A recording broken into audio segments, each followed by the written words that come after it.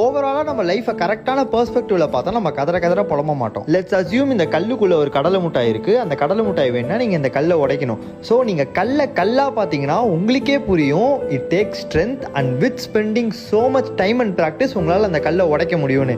இதே நீங்க அந்த கல்லையே கடலை முட்டாயா பார்த்து போய் கடிச்சிங்கன்னா கல் உடையாது, உங்க பல்லு தான் உடையும். ஷார்ட்டா சொல்லணும்னா life is hard, life will be hard. நம்ம காலையில் வேலைக்கு கிளம்புறதோட ஐயோ வேலைக்கு போகணுமே நினச்சி புலம்புறது தான் அதிகம். நம்ம அப்பாலாம் பாருங்க, காலையில் அப்பிட்டானா நைட்டு தான் ரிப்பீட் ஆவார். ஒரு நாள் கூட ஐயோ கஷ்டம் என்னடா வாழ்க்கை புலம்புனதே கிடையாது. அவருக்கு தெரியும் அவர் ஒன்றும் சன் ஆஃப் பிரம்மா இல்லை.